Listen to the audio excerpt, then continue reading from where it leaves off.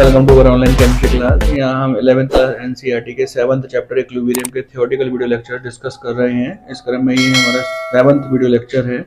अब तक जो हम अपने 6 वीडियो लेक्चर बना रखे हैं उसमें हमने टाइप ऑफ रिएक्शन के अंतर्गत उत्क्रमणीय अर्थात रिवर्सिबल रिएक्शन, अनुत्क्रमणीय अर्थात इर्रिवर्सिबल रिएक्शन को पहले वीडियो लेक्चर में डिस्कस किया है, जबकि सेकेंड वीडियो लेक्चर में हमने टाइप ऑफ रिएक्शंस के अंतर्गत ऊष्मीय वियोजन अभिक्रिया, ऊष्मीय अपघटन अभिक्रिया को डिस्कस किया है।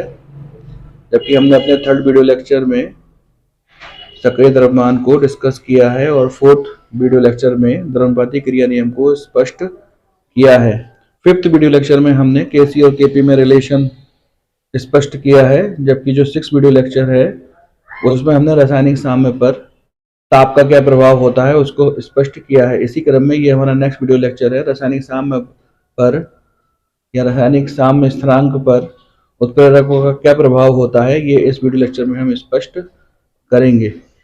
तो इस वीडियो लेक्चर को स्टार्ट करने से पहले थोड़ा सा हम उत्प्रेरक के बारे में डिस्कस कर लेते हैं। हम जानते हैं उत्प्रेरक या कैटलिस्ट वह रासायनिक पदार्थ होते हैं जो कि सूक्ष्म मात्रा में यदि किसी रासायनिक अभिक्रिया में इस्तेमाल किए जाते हैं, प्रयुक्त किए जाते हैं, तो वह उस रासायनिक अभिक्रिया के वेग में परिवर्तन कर सकते हैं। वह रासायनिक अभिक्रिया के वेग को बढ़ा भी सकते हैं और रासायनिक अभिक्रिया के वेग को घटा भी सकते हैं। यदि कोई उत्प्रेरक रासायनिक अभिक्रिया के वेग को बढ़ा देता है तो वह धनात्मक उत्प्रेरक पॉजिटिव कैटलिस्ट कहलाता है, जबकि यदि कोई उत्प्रेरक रासायनिक अभिक्रिया के वेग को कम कर देता है तो हम उसे ऋणात्मक उत्प्रेरक अर्थात नेगेटिव कैटलिस्ट कहते हैं। और इसको हम ग्राफ के रूप में इस प्रकार से प्रदर्शित कर सकते हैं। तो सामने आप ग्राफ में एक reaction A plus B equal to A B को देख रहे हैं। इसमें A तथा B रिएक्टेंट हैं जो कि आपस में अभिक्रिया करके उत्पाद AB को देते हैं। ये रिएक्शन बिना किसी उत्प्रेरक की उपस्थिति में हो रही है। तो जैसा कि आप सामने ग्राफ में देख रहे हैं, यदि ये रिएक्शन बिना किसी उत्प्रेरक की उपस्थिति में हो रही है तो इस अभिक्रिया की जो एक्टिवेशन एनर्जी है वह E2 के द्वारा प्रदर्शित की जा रही है। जैसा कि आप सामने ग्रीन बोर्ड पर देख रहे हैं, येलो लाइन से या येलो कलर से उन ग्राफ को प्रदर्शित किया गया है जो कि उत्प्रेरक की उपस्थिति में अभिक्रिया A plus B equal to AB को कराता है। तो ग्राफ से स्पष्ट है कि यदि हम उत्प्रेरक की उपस्थिति में रिएक्शंस को कराते हैं तो उत्प्रेरक की जो एक्टिवेशन एनर्जी है वो डिक्रीज हो जाती है। तो उत्प्रेरक की उपस्थिति में जो एक्टिवेशन एनर्जी है उसको हमने E1 से प्रदर्शित किया है और उत्प्रेरक की अनुपस्थिति में जो अभिक्रिया की एक्टिवेशन एनर्जी है वह E2 से प्रदर्शित की गई है। एक्टिवेशन एनर्जी या सक्रिय ऊर्जा क्या होती है उसको हम थोड़ा सा समझाने का प्रयास करते हैं। जब अभिकारकों के अणु आपस में संघट्ट करते हैं और संघट्ट करने के पश्चात वह एक्टिव होते हैं और जितनी एनर्जी उनके अंदर होती है उसको हम एक्टिवेशन एनर्जी या फिर सक्रिय ऊर्जा कहते हैं। एक निश्चित सक्रिय ऊर्जा प्राप्त कर लेने के पश्चात ही अभिकारक अर्थात रिएक्टेंट उत्पादों अर्थात प्रोडक्ट में चेंज होते हैं। तो उत्प्रेरक अभिक्रिया की सक्रिय ऊर्जा को कम कर देता है, जिससे कि अभिकारक कम एक्टिवेशन एनर्जी के होते हुए उत्पाद में परिवर्तित हो जाते हैं। तो एक बार फिर से मैं इसको यहाँ पर स्पष्ट कर देता हूँ। यदि हम किसी अभिक्रिया को उत्प्रेरक की अनुपस्थिति में कराते हैं तो जो अभिक्रिया की सक्रिय ऊर्जा होती है उतनी ही सक्रिय ऊर्जा जब अभिकारक प्राप्त कर लेते हैं तो वह उत्पादों में परिवर्तित हो जाते हैं।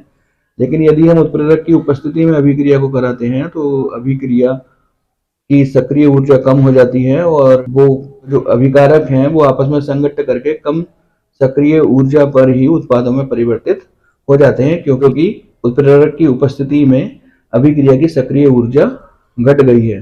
तो यहाँ पर जो हम आगे को डिस्कस करेंगे उसके लिए जो हमको टर्म की आवश्यकता होगी वह है E1 और E2। E1 वह सक्रिय ऊर्जा है जो कि उत्प्रेरक की उपस्थिति में है और E2 वह सक्रिय ऊर्जा है जो कि उत्प्रेरक की अनुपस्थिति में है।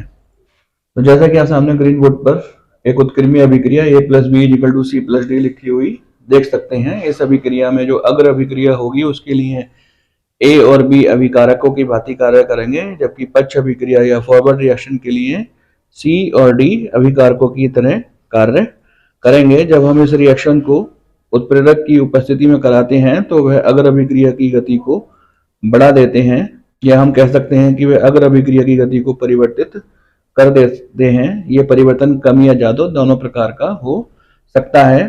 और जिस प्रकार से उत्प्रेरक अगर अभिक्रिया की गति को परिवर्तित करते हैं, ठीक उसी प्रकार से वही उत्प्रेरक पक्ष अभिक्रिया की गति को भी परिवर्तित कर देते हैं। अर्थात पक्ष अभिक्रिया जिसके लिए C और D अभिकारकों की भांति कार्य करेंगे, उनकी भी अभिक्रिया करने का जो वेग है या उनका जो अभिक्रिया करने की दर है वह भी परिवर्तित हो जाएगी। यहाँ पे परिवर्तित का अर्थ है कम या ज्यादा हो जाएगी। तो हम कह सकते हैं कि यदि उत्प्रेरक अगर अभिक्रिया की गति को बढ़ाते हैं तो पक्ष अभिक्रिया की गति को भी बढ़ा देंगे, या फिर उत्प्रेरक अगर अभिक्रिया की गति को यदि कम कर देते हैं तो वह पक्ष अभिक्रिया की गति को भी कम कर सकते हैं। तो हम कह सकते हैं कि उत्प्रेरक रासायनिक साम्य को कोई प्रभावित नहीं करते, या हम कह सकते हैं कि उत्प्रेरकों के द्वारा रासायनिक साम्य अपरिवर्तित रहता है।